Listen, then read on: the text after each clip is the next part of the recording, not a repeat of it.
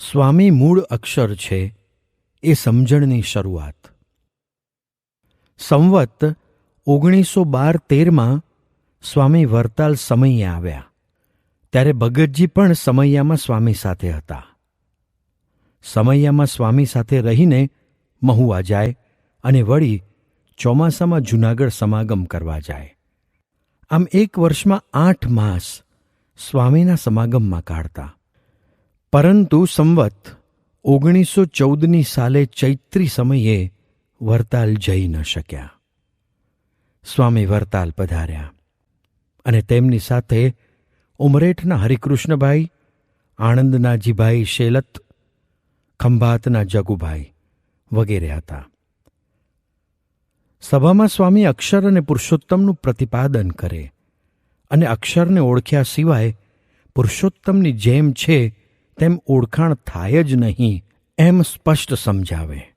વળી એકાંતમાં આસને પણ આ વાતનું ખુલ્લું પ્રતિપાદન કરતા. સમયો પૂરો થયો એટલે સ્વામી વરતાલથી નીકળ્યા અને મહેડાઓ પધાર્યા. ત્યાં કાનજી કુવે ઉતર્યા હતા.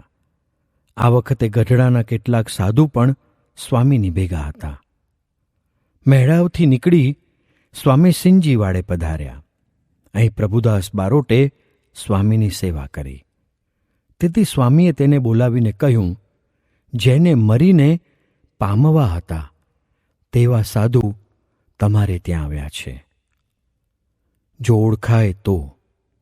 એમ કહીને રાજી થઈને અક્ષર પુરુષોત્તમના મહિમાની ઘણી વાતો કરી.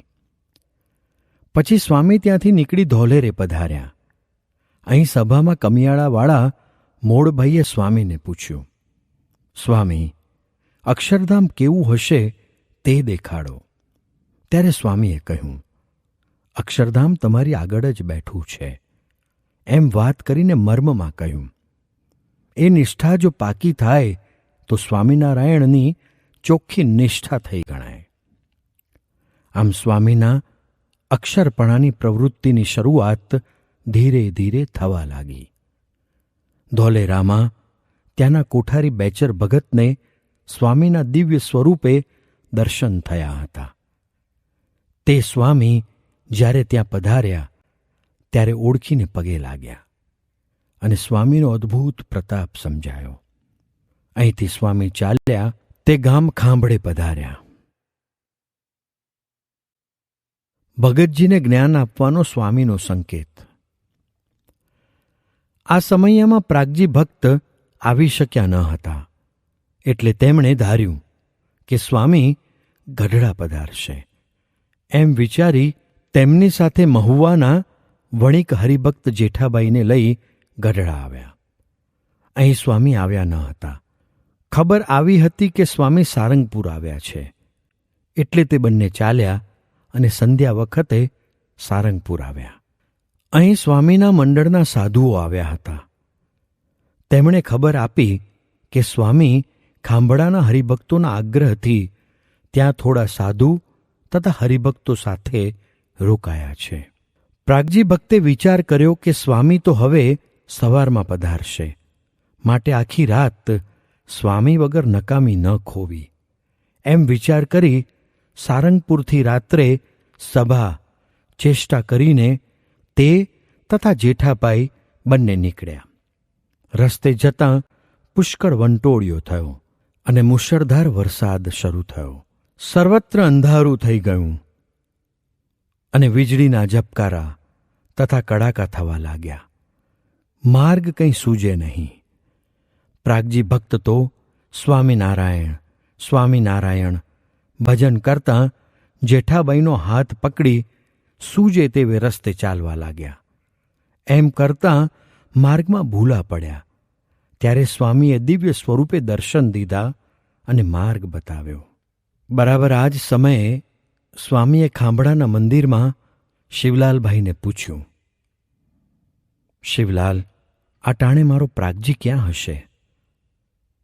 એટલે સ્વામીનો અભિપ્રાય જાણી શિવલાલભાઈએ કહ્યું, સામો માણસ મોકલીએ? ત્યારે સ્વામીએ કહ્યું, એ અત્યારે અહીં ક્યાંથી હોય, એ તો મુંબઈ હશે. એમ કહી વાત ફેરવી નાખી. થોડી વારે પ્રાગજી ભક્ત તથા જેઠાભાઈ આવી પહોંચ્યા અને પલળતા વસ્ત્રે સ્વામીને દંડવત કરી પગે લાગીને બેઠા. એટલે સ્વામીએ પૂછ્યું, કોણ એ? ત્યારે તેમણે કહ્યું, એ તો હું, પ્રાગજી.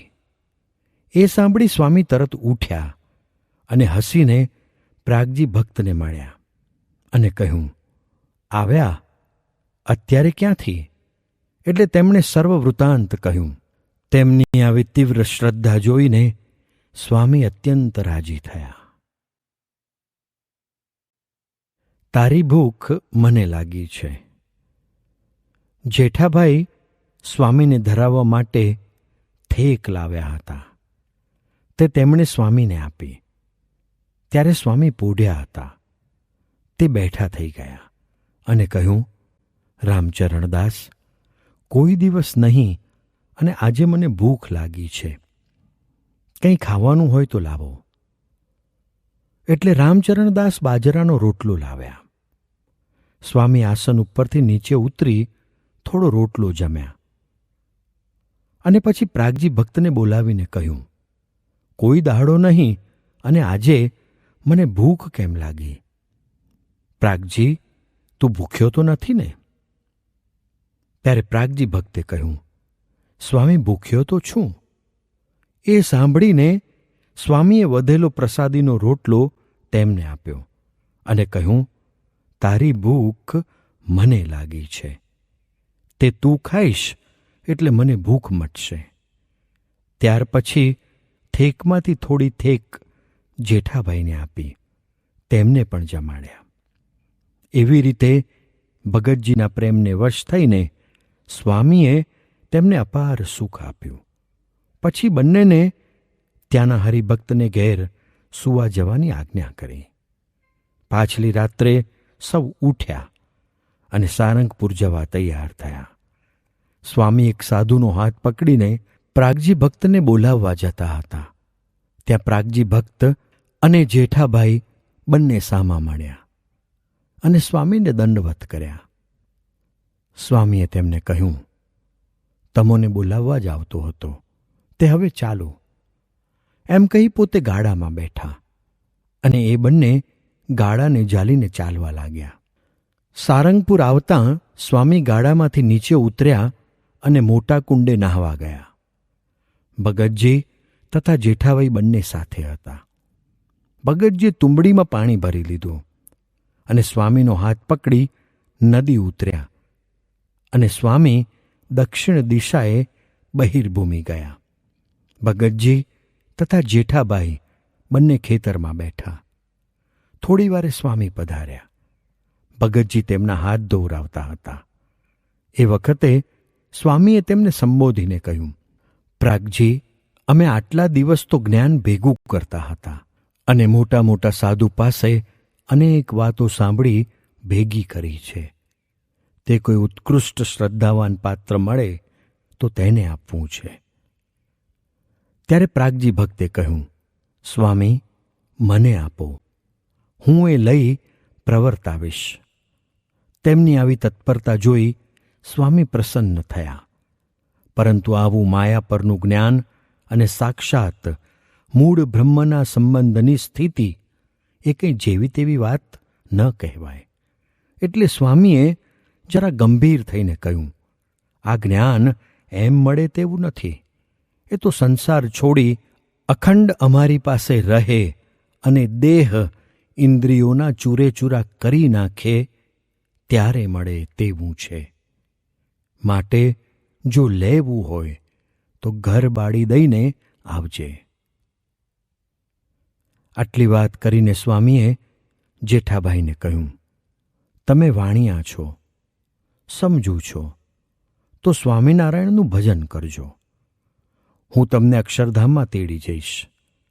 આ પ્રાગજીને મોટા મોટા મનસૂબા છે અને આગળ એને ભારે ભારે કામ કરવાના છે. માટે એને આ જ્ઞાન લેવા દો. એમ કહીને જેઠાભાઈને ધીરજ આપી. પ્રાગજી ભક્ત સ્વામીનો અભિપ્રાય સમજી ગયા અને મનમાં એમ થયું કે આવો અવસર ફરી ફરી મળે તેવું નથી. અને સર્વોપરી અક્ષર મૂર્તિ જેવા જ્ઞાનદાતા પણ ફરી મળે તેવા નથી. માટે ગમે તેમ કરી લોકલાજ, દેહ સુખ, ઘર, સ્ત્રી આદિનો ત્યાગ કરી એમને એવા વશ કરી લેવા કે એમના અંતરમાં જ એમ થાય જે આને શું ના આપું, એમ કરવાનો પોતે ઠરાવ કરી લીધો. પછી સ્વામી નાહ્યા અને ત્યાંથી મંદિરે પધાર્યા. બીજે દિવસે સારંગપુરથી નીકળી સ્વામી બોટાદ પધાર્યા. પ્રાગજી આવશે ત્યારે જ હું પીરસીશ. સ્વામી શિવલાલભાઈના આગ્રહથી બોટાદ રોકાયા. શિવલાલભાઈને સંકલ્પ હતો કે સ્વામી પંક્તિમાં સૌને પીરસે, માટે સ્વામી કહે તે રસોઈ કરાવવી. તેથી મોતૈયા લાડુની રસોઈ કરાવી અને સ્વામી પંક્તિમાં પીરસવા નીકળ્યા. બધે પીરસતા પાર્ષદોની પંક્તિમાં ગયા અને ત્યાં પ્રાગજી ભક્તને ન દીઠા. એટલે સ્વામીએ પૂછ્યું, પ્રાગજી ક્યાં છે? ત્યારે રામચરણદાસે કહ્યું, શેઠે કહ્યું છે કે હરિભક્તોને પછી જમાડશું, એટલે પાછળ રહ્યા છે. આ સાંભળી સ્વામી એકદમ અકળાઈ ગયા અને ઊભા રહીને બોલ્યા, એને અહીં તો બોલાવો. બાપડો રાત દિવસ સેવા કરે છે અને તેને બીજા હરિભક્તો સાથે ગણો છો? એને બોલાવો. એ આવશે પછી હું પીરસીશ, નહીં તો આ રહ્યું તમે પીરસી લ્યો. એમ કહી સ્વામી ઊભા રહ્યા. એટલે ભગતજીને કેશવ ભગત બોલાવી લાવ્યા અને તેમને પંક્તિમાં બેસાડ્યા. ત્યારે સ્વામીએ પીરસ્યું.